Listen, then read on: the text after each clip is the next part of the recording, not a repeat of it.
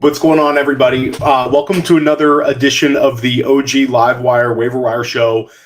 This is week 14, so we are officially in the final week of waivers. If you play high stakes football, NFFC, FFPC, FFWC, this is the last week you're making waivers.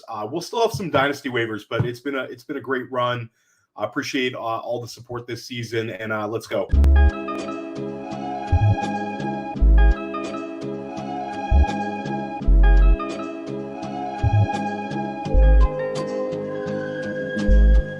Go district, you know the Pope listens. Dynasty, our religion, for the blokes missing. On all of these trades, on all of these plays, on all of these grades. By the end of the day, y'all getting played. So, what you gonna do next? Try to fill up that flex? Send the homie a text? That trash offer's the best? You try to make it complex, then they text you back. Now all of a sudden they don't make any sense.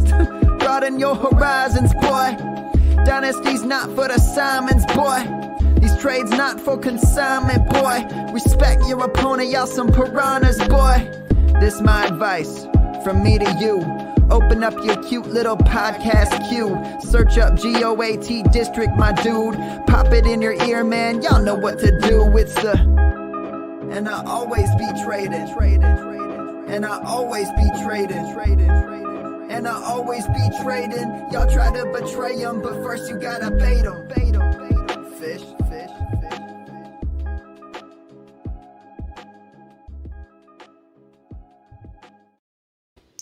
So this is week 14. It's here. If you're in a home league, this is it. This is your last week, in order to make the playoffs or to lock up, hopefully a first or second seed. I know that I have two home leagues where should be in the mix for a bye week. I was in better shape about 2 weeks ago, and then some crazy stuff happened. So I have a couple of those, and then I have a couple of high stakes teams where I'm looking to square things up for the postseason. There's a team that I split with Dan Williamson in the FFPC main event. We are in the championship this week. We actually go up against Bip Mandel, who I split teams with as well, one of the better players in the FFPC. He's actually been on the GOAT District before twice, I believe. Maybe 3 times for Bip, because we drafted our team live. The team that I split with Bip, we got knocked out by just a few points. We needed a few more Ryan Suckup points than we got last night, so that's unfortunate. Then I have a couple other teams that I'm trying to square up this week, but the waiver wire is just kind of barren in the FFPC. You have the guys who were cut are now unavailable to be picked up. So it's kind of hard to bully people, even if you've got a little more fab, because there's really not a whole lot of options to bully with. We'll get to some of the QB options. I think you should, take a look. A lot of these teams are going to be trying to, maybe replace a Lamar Jackson. If one of those teams, I don't see how they would have survived a championship week. But if they did, if you have a little extra fab, you might want to try to block that team, just make them a little less dangerous in the postseason. But first thing we got to talk about is the bye weeks. Atlanta, Chicago, Green Bay, Indianapolis, New Orleans, and Washington are all on buys this week. The timing could not be worse. Again, it's week 14, and you have 6 teams on buys. It's just terrible that the NFL does this. I think it's a little weird that some teams get this late a bye week and some teams don't. It's just kind of the way the cookie crumbles, but it seems kind of like an inefficient model. And then I write an article for Player Profiler every single week, the Waiver Wire, and this is the first week where I've had to do an injury rundown. I did a list of injuries. Lamar Jackson, it sounds like he's going to miss a few weeks. We had Pat Kerrane on the show last night, and it sounds like Baltimore's kind of BSing a little bit in terms of the severity of the injury. I think it's going to be a few weeks. Pat Kerrane agreed with this. Kind of like when you read the tea leaves, it seems like this could be 3 weeks. I think that's a pretty reasonable bet. Jimmy Garoppolo's done for the season. Trevor Lawrence is banged up. The injury is he's kind of unknown. I imagine he's going to play through it, but that's just one to monitor. Tua Tagovailoa could miss. He's a little banged up. He again, played last week, but he's banged up. It'll be interesting to see what happens with him. I think he'll go, but kind of like Trevor Lawrence is a guy that if you're a Tua manager, I would make sure I kind of like my backup and at least have a pivot. I have a Tua or two team in Dynasty where I'm looking to, absolutely roster somebody behind him. And if the waiver wire is kind of barren, if you have a Lamar Jackson team, obviously we're gonna talk about Huntley, but I think sometimes you can look for your own backup quarterback. Would your team be dead in the water if it was, Skylar Thompson instead of Tua for 3 weeks? Yes, most likely. But if you had to get by 1 week, you could do it. So that's kind of a one way to look at, rostering your QB, especially for leagues where you're going to have no access to the waiver wire. Getting back to the injuries, Ken Walker, he's probably out this week. Again, this is an injury where it's Pete Carroll. He's going to say everything's great. But I imagine Ken Walker's not going to play this week. Cortland Sutton has a hamstring injury. He's going to be out. Treylon Burks is in the concussion protocol. Most likely, just with the way the concussion protocol is, he's probably out. But there's no clearness to that. So if you have a Treylon team, you might miss out on the potential smash week against Jacksonville. It's really unfortunate timing. He looked fantastic last week. Caught a touchdown pass right down the middle. I mean, he looked like Dez Bryant going up and getting it. And then he was hit by the defender, knocked out of the game. He was walking on the sideline. He wasn't like knocked out cold, but still it was obviously a concussion. And it could have been his smash game because it happened in the first quarter. 1 catch, 1 touchdown, and that's it for Treylon. You weren't necessarily dead starting him. He probably had 9.5 points, but it could have ended up being like a 30-point game for him. So that was unfortunate. Jacoby Myers, concussion protocol. He's also been banged up. Jalen Waddle is playing through an injury right now. Doesn't look right. The usage is down. He's banged up. So I think right now, if you have Waddle, just kind of like, pump the brakes a little bit in terms of what you're expecting from him. And I think that's kind of the way to approach it. I think he's going to play through it, but it's one to monitor. And then Hayden Hurst, who's a guy that I know a lot of FFPC managers are relying on. I actually have an NFFC team that I'm relying on Hayden Hurst with. Since Dallas Goedert had gone out, was rolling with Hurst, and now Hurst is out with a calf injury. So it's a mess. You have the combination of the bye weeks with the injured players and the fact that it's either a massive week for you in a home league or it's your last week of waivers in a high-stakes format. So it's really difficult. We want to try to kind of, you have to try to step back and see what your priorities are this week. If you need a player that you're going to play, that needs to be your priority. Like winning this week in FFPC means you're going to win money in a Football Guys format or in a main event format. If you're already on to, let's say you were in the top 4 and you're already on to the knockout stage to steal from the World Cup terminology, then you can kind of look a little ahead in the future. The guys, this week's points don't really matter to you as much. I think that your goal, if you're qualified to go to the main event or Football Guys postseason in the FFPC, your job is to kind of make sure your roster is squared up. If you're in the NFFC and the FFWC, it's your final week of waivers. So your priority needs to go like this. If I need to win this week in order to, make it into the money and make it into the postseason, then you need to make sure your lineup is as strong as it can be at all costs. Even if it means you're sacrificing for the postseason, you can't get in without, you can't win the raffle without a ticket, so to speak. So your priority needs to go with the week. You cannot look ahead if you're right on the edge. You need to make sure you score enough points this week. If you need a win in order to get that 1 seed, that's the way you need to prioritize it. We want to have balance with the one-off positions. In the NFFC, you have team kicker. You also have team kicker in the FFWC. You do not have team kicker in the FFPC. So in the FFPC teams, I want to try to carry 2 kickers into the postseason with me. It's more likely than not you don't need to, but I want to play it safe and have a second kicker if I can. Abib Agbatoba, famously, one of my friends and one of the better high stakes players around. He famously won the FFPC Football Guys Players Championship the first time he did it without a kicker in the lineup. I think his kicker got hurt and he didn't have one available to him. But Abib runs very, very pure. Few of us run as pure as Abib, so we're not going to do that. We want to have a backup kicker for FFPC. FFWC and NFFC, we don't have any kind of COVID craziness to worry about at this point, like last season where a game could potentially be moved. So having a single kicker is fine with team kicker.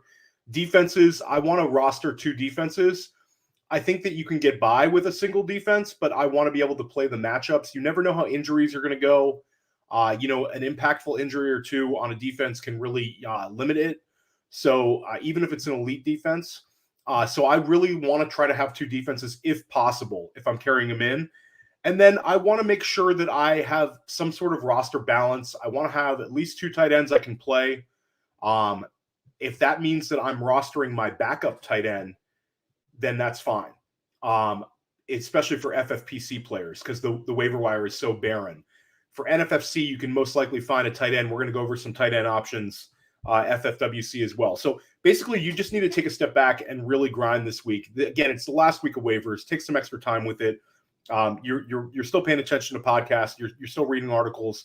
You're playing for money right now, and you're playing for championships. Take extra time to grind.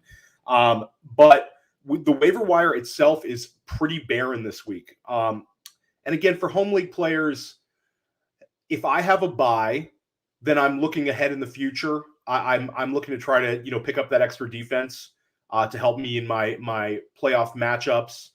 And I can still afford to, in home leagues, hold on to, a couple of lottery ticket running backs, especially backup handcuff running backs if available, because I kind of have an eye on the future, and I know that I'm most likely not having to post a week 15 lineup if you're one of these managers with a bye. If you're a manager that needs a win this week, all bets are off. Just go for it. So anyway, getting to the waiver wire, the first thing you really need to do is if you're a Lamar Jackson manager or a Jimmy Garoppolo manager, it is officially panic time, and you've got to adjust. Mike White now has passed for 315 yards and 369 yards in back-to-back games. They beat the Bears easily, and then they had a 27-22 loss to Minnesota. He threw a pick in the red zone, but they were very efficient moving the football. He has a budding superstar in Garrett Wilson. I'm looking to add Mike White wherever he's available. I think that he's a guy that I don't want quarterback streaming teams to have access to. He's a guy that if a Lamar Jackson manager or a Jimmy Garoppolo manager needs somebody and maybe I have a little more fab than them, I'm going to try to bully them out of him. If he's available, I want Mike White, just because I think that the passing game is so efficient right now, and the running game is improving, especially with Zonovan Knight, coming through, that I think more highly of Mike White than the market, let's say at this point. The other QB option is Tyler Huntley. Tyler Huntley, we had Pat Carrane on last night. I mean, he views Tyler Huntley as a plug-and-play guy. I do as well. There's a couple of analysts that have pointed out that his stats from last year are a little bit misleading because he had a 40-point game. So he wasn't really as consistent in terms of his production, but he certainly was productive. So I think that you have to view Huntley as, I would have him as a low-end QB1 in any game that Lamar Jackson is out. But I think even if you're bearish on him, then he's a top 15 play. But I think he's got ability to finish inside the top 5 based on his running ability anytime he has the opportunity to start. So the way I would prioritize White and Huntley, if I needed a QB just for this week and I've been streaming QBs, then I'm going with Huntley. If I need a QB for the rest of the season, I'm going with White. The other option for you is Ryan Tannehill. Tannehill has the matchups. He goes up against Jacksonville, he goes up against Houston, and he goes up against the Chargers his next 3 games. They have the tricky game in what would be the fantasy football championship week against Dallas. That's obviously a game you'd kind of want to get away from him. And not having Treylon Burks this week potentially would make him a lot less appealing. But he had a step back against Philadelphia, but in the 2 prior games, he passed for 624 yards. So Tannehill is like your matchup guy, and he would be the guy that I would kind of fall back on if I did not get Garoppolo and I didn't get Huntley. So again, you know your roster. If you were rocking with Lamar and really nothing behind him, then you really need to spend extra to try to get Huntley. Spend all your fab you have left to ensure that you have a quarterback. There's a few Lamar teams that I have seen already added Huntley because Lamar's been a little banged up. That was obviously the practical move to make. But again, with roster constraints, sometimes those moves don't always go. So the fourth QB option would be Kenny Pickett. Kenny Pickett had kind of a disappointing output against Atlanta, but he won the game. He didn't throw any interceptions, and he had 7 rushing attempts. So, like, Pickett would be like my fourth pick this week. San Francisco QBs, Brock Purdy, and then they picked up Johnson. I'm a lot less excited about Brock Purdy when NFL defenses have an opportunity to prepare for him than when he just comes into the game. I understand that it's a difficult thing for a young QB to come into the game and be efficient, and he certainly has done that twice this year. He did it early in the year. He got in the game early in the year, and then obviously he finished the game this week. But I'm less excited about him than some people are. So I've seen Brock Purdy. Obviously he has the weapons. They have 2 fantastic wide receivers, a great tight end, and Christian McCaffrey. The weapons are there. The system is there. I can't get behind it. I wouldn't want to risk the unknown as much in the fantasy playoffs. And I've seen enough from Mike White. I've seen enough from Huntley. I've seen enough from Tannehill to kind of know what I have. I guess if your hands are tied, you could fall back on Purdy. But I'm not that bullish on him. Running back wise, there's this is not really pertaining to any of our high stakes players that are listening in, but James Cook is on fire. It's almost James Cook season. It's not necessarily James Cook's season, but it's like James Cook's flex season. He had a really big game last week at 64 yards rushing, but he also added 6 receptions for 41 yards. That's why we love James Cook. The receiving ability is there. So he's going to be rostered in all of the high stakes formats I've been talking about, but he did have a poor game in terms of usage on Thanksgiving Day. I think that's because it was the short week. A couple days before, he had a huge day at over 80 yards rushing. So he's had 2 really good games in his last 3, and the one he didn't have a lot of usage in was the Thanksgiving Day game, which was, again, short rest. The team had played back-to-back games in Detroit, so I'm just going to say that they didn't lean on the rookie then. If he's available to you in a home league, spend it all. Go get James Cook. I think he's a flex, maybe more for the rest of the season. He's a really good player. He's got a ton of talent, and I think that if I could roster one Buffalo running back for the rest of the season, I'm definitely going James Cook over Singletary right now. Cook has the juice. Singletary's an efficient, solid player, but I think that James Cook's the one that could put up a 25-pointer, down the stretch. He was the second leading receiver for Buffalo this week, right behind Diggs. He's been seeing, increased usage, and Pat brought up that Nyheim Hines played a little more snaps against New England than we would really like to see for James Cook, but I'm still going to stay bullish on James Cook. I think he's the guy. I really, really like his talent. I'm excited to have him in Dynasty as well. That's a guy that we'll talk about in the GOAT District in the offseason because he was kind of polarizing in Dynasty circles. Jordan Mason, I was completely wrong. It's not Tyrion Davis-Price. Tyrion Davis-Price was the guy that I wrote about in my article. I wrote about Mason as well, but I preferred Tyrion Davis-Price, and I was incorrect on that one. Jordan Mason had eight rushes for 51 yards. He's clearly the handcuff to Christian McCaffrey right now. I think that there's also a chance with the QB situation in San Francisco that they become even more run heavy and more reliant on Christian McCaffrey. So Jordan Mason now is kind of one injury away from being an RB2.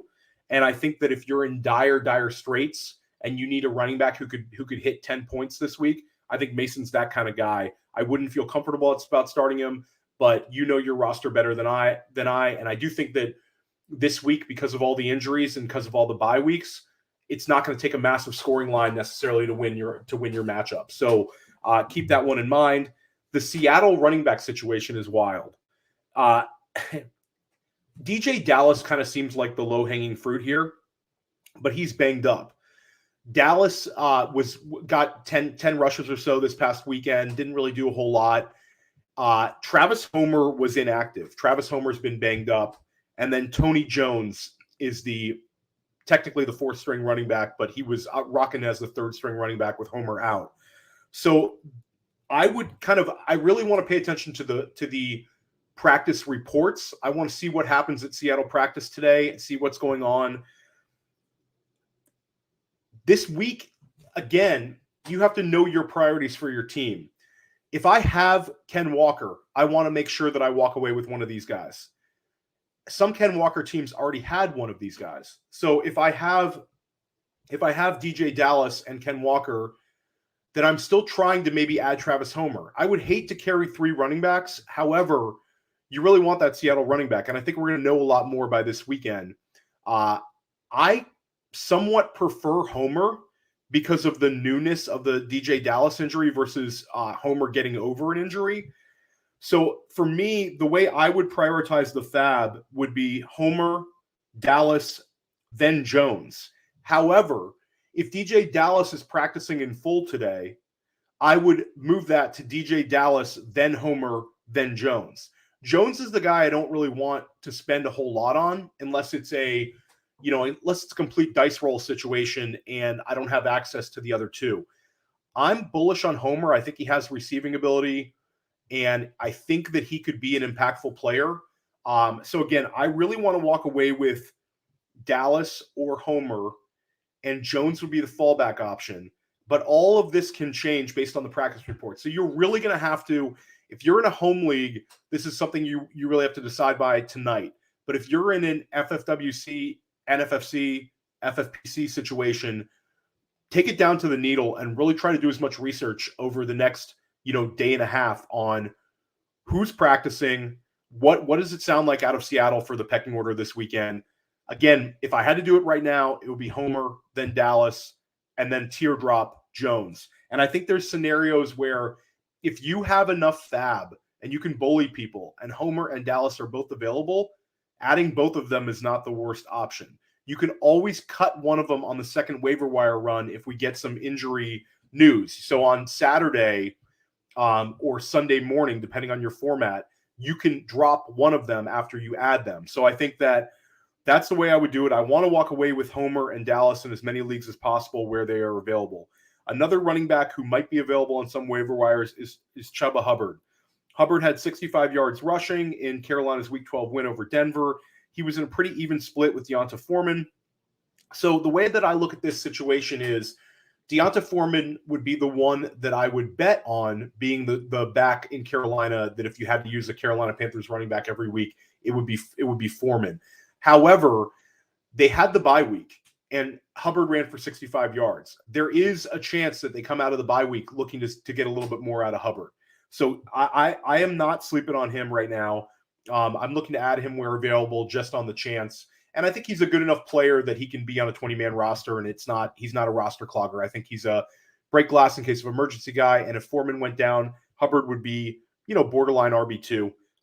Ty Johnson is another guy to keep in mind. He's now scored double-digit PPR points in back-to-back games, and he has a weekly floor due to his pass-catching ability in any game Michael Carter is out. Carter's up in the air for this week. I'm not sure if he's going to go, so Ty Johnson's one to look for. I added him on the second waiver wire run in a bunch of high-stakes formats last week, so I'm happy I did that. And then any available handcuff right now, guys. Jalen Warren, Dontrell Hilliard, Matt Breida, JaMychal Hasty, Kenneth Gainwell, Zamir White, any available handcuff. Grab them. You've seen what happened with Samaje Perine. You never know when you're going to get an impactful week from one of these guys, especially the ones with pass-catching ability. Jordan Mason, we already talked about. Go through your waiver wires. Each league is different, but there could be somebody on the wire who could help you out. Tight ends. Noah Fant. He's had 12 catches his last 4 games. He could see a bump in usage if Seattle goes a little more pass-happy with Ken Walker out. I think that he's very much kind of like a mid-level tight end too now moving forward. He had one of his best games of the season on Sunday, 4 catches, 42 yards, and a touchdown. Daniel Bellinger was able to come back. He had a really nasty eye injury, missed a number of weeks with that. He caught all 5 of his targets for 24 yards. He was kind of a popular waiver wire addition earlier in the year, and he could kind of pick up where he left off. I think he's a tight end too, with a little bit of upside. We've seen him score touchdowns a few times this season, and again, he was kind of a hot waiver wire pickup earlier in the season, and then obviously the injury derailed him. So check your waiver wires. And then the player, for anybody who plays FFPC Dynasty Leagues, Chig Okonkwo is so explosive and so intriguing. Austin Hooper is there now, so he kind of limits his redraft ability. But I would say Okonkwo is he's in the tight end 2 range right now, especially with Treylon Burks potentially missing. He's explosive. He runs a 4.5 40. He was drafted a little bit later because he had injury concerns, but he certainly looks the part for Tennessee. So if you're a dynasty manager and you see Chig, this is a guy you really want to be aggressive. FFPC Dynasty is a little different because you are able to make you waiver wire bids over the next few weeks. It doesn't lock up, but Okonkwo is a guy that I want to go hard for to try to get. And in redraft, I would prefer him over Bellinger and Fant for this week.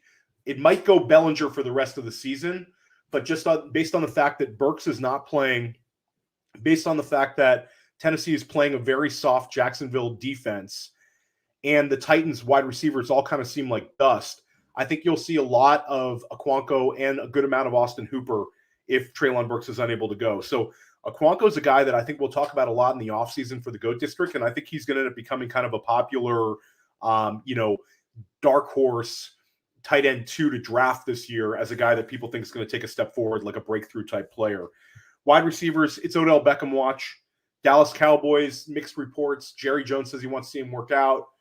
I kind of hope he signs with the Giants. I think that he would have a better path to fantasy viability for the New York Giants than he would for the Dallas Cowboys. I don't think he'd ever really get in our lineups unless there was a Michael Gallup injury or a Dalton Schultz injury or something like that. You'd be in dire straits to be starting Odell Beckham if he was a Dallas Cowboy. It would be very exciting. It would be kind of cool to see him as Dallas Cowboy when they make their potential Super Bowl run this year. And it probably helps Dak Prescott a little bit, but it doesn't help our fantasy team. So I'm kind of rooting for him not to be a Giant. I do think he'll sign with somebody. DJ Shark, if he's out there, prioritize him this week. He's probably the best wide receiver addition you can have. He caught 5 passes for 98 yards. Jameson Williams is going to continue to see his role grow a little bit, but it's not going to grow to the point that Shark is going to be unusable. I think Shark is a upside wide receiver 4 for the rest of the season. Detroit has an efficient offense. They have another great passing matchup against the Minnesota Vikings secondary that's been shredded recently. So DJ Shark, if he's available, go out and get him. Demarcus Robinson has the weirdest last 5 games ever. He has 3 of his last 5 games where he's had 8 or more targets and at least 6 catches. And the problem is that the other 2 games, he had 29 yards combined. So he's like a break glass in case of emergency guy. You're literally rolling the dice on him being usable. But again, 3 out of 5 isn't the worst bet. And Baltimore needs pass catchers. So he should not be on a waiver wire. Corey Davis is a boring player, but he did catch 5 passes for 85 yards. He now has 5 games of 52 or more receiving yards. The Jets have a great fantasy playoff schedule. I'm assuming Elijah Moore is rostered. He's also worth a pickup. But I think that Corey Davis should not be on any waiver wires just based on, hey, if you need him, I think he's a 10-point guy for the next few weeks. And they do have an opportunity to put up some points in the fantasy playoffs based on the schedule. Trent Sherfield, this is a player that if I have Jalen Waddle, and if I love my roster and I have Tyreek Hill, I might consider rostering Sherfield just because I think he's the next man in if Waddle is to miss some time. He had a 75-yard touchdown catch. He's got a lot of familiarity with Mike McDaniel. So Sherfield is a guy that it's almost like a handcuff for Jalen Waddle. If I'm carrying Jalen Waddle, I'm relying on Jalen Waddle, and he could potentially miss a week. I could plug in Sherfield, and I would treat him as a wide receiver 4. I wouldn't be excited about using him, but he does have wheels, and he can get loose like we saw on Sunday. Jameson Williams, kind of disappointing usage. They said they weren't going to use him, and oh boy, they really, really didn't use him. He had 2 routes run. That's about as bad as it can get. If I'm a contender and I don't need anything this week and Jameson Williams is there, I want to stash him because I think that if he's being used in like week 17 or week 16, there's a chance he could have a 20-point game. I think he's a real talent, and he's a guy that I would kind of prioritize again if my team is in great shape. If my team needed a win this week, I would prefer several players over him. Another rookie who might be available in some leagues is Jahan Dotson. Dotson is back in a big way. He has 5 touchdown catches now this season. He had caught 5 passes for 54 yards and a touchdown in the tied game against the Giants. If Dotson's available, I'm going to go out and get him. He's right up there with DJ Shark this week in terms of wide receivers that might be available in your league that can be impactful. I think that Dotson is somewhat limited by the fact that Terry McLaurin and Curtis Samuel are there. And, McLaurin had a season-high targets, and Dotson still put up 9 and caught the 5 balls. And Samuel, I believe, had 6 catches. And, again, we still saw Dotson have a game. So Washington is, really consolidated their target tree. So you can kind of – I think where it's a scenario where all 3 are in the top, wide receiver 4 or higher range. And Dotson obviously has the touchdown potential that we've seen. He's just been very efficient finding the end zone. And that's kind of not what his profile was supposed to be coming into the league, but it's just he's explosive. He finds the end zone. And it's something where at the end of the year, you'll look up and Jahan Dotson's going to have 7-8 touchdown catches and gain a lot of steam in the offseason. So Jahan Dotson, DJ Shark, if I need a wide receiver and they're on my wire, I am absolutely going for those guys hard. Julio Jones, I'll throw out there because if Godwin or Evans were to miss time, Julio's getting healthier. He's kind of basically unusable with those 2 guys, but a healthy Julio having a big game in the fantasy playoffs, you can't rule that out. Tonight we have first let's get to the comments. Shout out to Joe Carlton. Shout out to Brent Showalter. Shout out to Johannes Sanchez. Hope you're doing well, Johannes, and hope your teams are doing well. Shout out to Marcus Lynch. Shout out to 1912. Yeah, I appreciate all you guys. And shout out to ML, as always, a great listener as well. Really appreciate your guys' support. This was really good. We'll continue doing the OG Live Wire. I'll do something next week. I know that it's not going to be as impactful for the high-stakes people, but maybe we'll do some matchups and stuff like that. And we still will have home league waivers. So I'm still going to be putting it out there. But this was fun. Shout out to JD for all the help putting it together. And tune in later tonight. We have Bradley Stadler of Best Bell and also Fantasy Data. You'll know Bradley. Bradley was the co-host with Billy Muzio last year, and he's putting out some tremendous solo content this year. I had a chance to go on his podcast a few weeks back, and it was just great. Bradley's coming into the GOAT District tonight, 9 o'clock. It's going to be a full house GOAT District show. It's going to be a really, really good time. And then Thursday, we have the guys from Go Bills, which if you're an FFPC player, they were the ones that won the main event this year. Really, really good group of guys, Dom, Sean, and Nick. They're going to come on the GOAT District. It's their first time on. It's going to be awesome. And then Friday, we have Adam Levitan at 3 p.m. on, which is going to be great. If you're, I'm sure you're following Adam Levitan. He's an awesome guy, really, really sharp, putting out tremendous content for Establish the Run. That's going to be fun getting a chance to sit down with him. We had him on this summer. They were more bullish on Daniel Jones. They were absolutely correct on that one. Dan Williamson and I talked about Cole Kmet with him. We were more bullish than Adam on that one. So I think Dan and I are able to kind of victory lap that one. It took a long time, but now Cole Kmet is back in the top 12. So it'll be interesting to kind of revisit this summer and talk about the playoffs moving forward. Appreciate you guys and have a great rest of the day. We'll see you at 9 o'clock.